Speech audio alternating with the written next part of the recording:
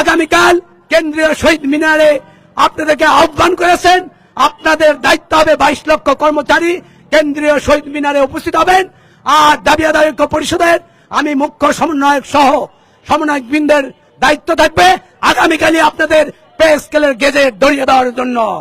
আমরা আমাদের গোয়েন্দা সংস্থা, আমাদের প্রিন্ট মিডিয়া, ইলেকট্রনিক মিডিয়ার ভাইদেরকে বলতে চাই, প্রজাতন্ত্রের কর্মচারীদের ন্যায্য অধিকারের যে বিষয়গুলি আজকে বক্তব্য বিবৃতিতে আলোচনা করা হলো, সেই আলোচনার বিষয়গুলি আপনারা আপনাদের লেখনীর মাধ্যমে, আপনাদের প্রচার প্রচারণার মাধ্যমে আমাদের রাষ্ট্রপ্রধান আমাদের ডক্টর মোহাম্মদ ইউনূস তথা অর্থ উপদেষ্টা মহোদয়কে অবগত করেন। প্রজাতন্ত্রের কর্মচারীরা চরমভাবে বিক্ষুব্ধ হয়েছে আমাদের ন্যায্য অধিকার নবম পে স্কেল প্রাপ্তির জন্য।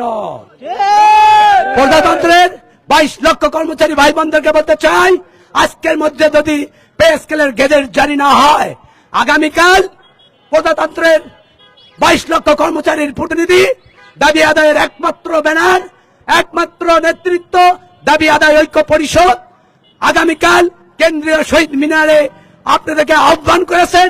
আপনাদের দায়িত্ব হবে 22 লক্ষ কর্মচারী কেন্দ্রীয় শহীদ মিনারে উপস্থিত হবেন। আর দাবি আদায় ঐক্য পরিষদের আমি মুখ্য সমন্বয়ক সহ সমন্বয়ক বৃন্দের দায়িত্ব থাকবে আগামীকালই আপনাদের পে স্কেলের গেজেট ধরিয়ে দেওয়ার জন্য। আমরা আজকের মধ্যে যদি পে স্কেলের গেজেট জারি না হয়, আগামীকাল কেন্দ্রীয় শহীদ মিনারে সমাবেত হয়ে আমরা যমুনা অভিমুখে বুকা মিছিল করব।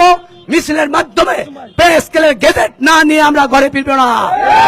আমি সরকারকে হুঁশিয়ার করে দিতে চাই, আমি আমার প্রধান উপদেষ্টা সহ উপদেষ্টা মন্ডলীকে জানিয়ে দিতে চাই, কিছুদিন আগেও আপনারা দেখেছেন আমাদের নিবন্ধিত শিক্ষকেরা 20% ভাতার দাবিতে প্রেস ক্লাবে যে আন্দোলন করিয়েছিলেন, রাষ্ট্র কর্তৃক 7% দেওয়া হয়েছিল, কিন্তু তারা তার 7.5% নিয়ে ঘরে ফেরেননি।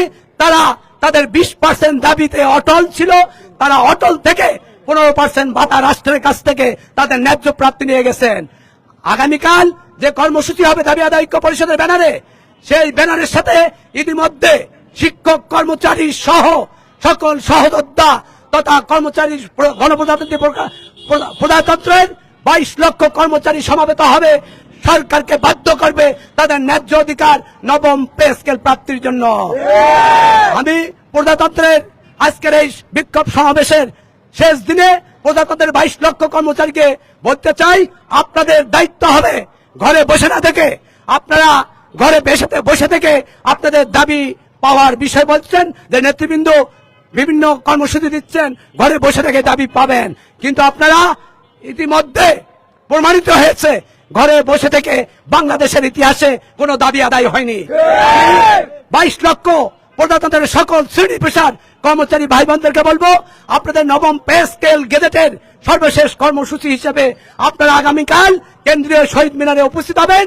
আর দাবি আদায় ঐক্য পরিষদের দায়িত্ব থাকবে আগামীকাল আপনাদেরকে পে স্কেলের গেজেট রাষ্ট্রের কাছ থেকে নিতে বাধ্য করা। সম্মানিত বৃন্দ,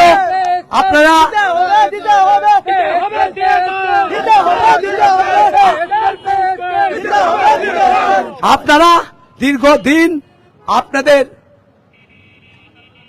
নেতৃবৃন্দ, আপনারা যারা সহযোদ্ধা হিসেবে আছেন, আপনাদের অত্যন্ত অক্লান্ত পরিশ্রম, অত্যন্ত কষ্ট, সকল কিছুর বিনিময়ে আমরা আগামীকালের কর্মসূচির মাধ্যমে পে স্কেলের প্রজ্ঞাপন জারি করব। আপনাদেরকে শেষ কষ্ট করার জন্য আমাদের সম্মানিত যারা মহিলা সহকর্মী আছেন, মহিলা সহযোদ্ধা আছেন, আমাদের বোন আছেন, মা আছেন, ভাই আছেন, সকলকে সবিনয় অনুরোধ করব, বিশেষ করে আমাদের মহিলা সহকর্মী যারা আছেন, যারা আজকে মিছিল করেছেন, বিক্ষোভ সমাবেশে যোগ দিয়েছেন, তাদেরকে সবিনয় অনুরোধ করব, তাদের মাধ্যমে গোটা বাংলাদেশের আমাদের মহিলা সহকর্মীদেরকে সবিনয় অনুরোধ করব, আগামীকালের কর্মসূচিতে আপনারা অংশগ্রহণ করবেন। আগামীকাল আমরা রাষ্ট্রের কাছ থেকে পে স্কেলের গেজেট জারি করে ইনশাআল্লাহ ঘরে ফিরবো, এই প্রত্যাশা ব্যক্ত করে আমি আমার বক্তব্য শেষ করছি। সেই সাথে আমাদের বিক্ষোভ সমাবেশেরও সমাপ্তি ঘোষণা করছি। ধন্যবাদ সবাইকে।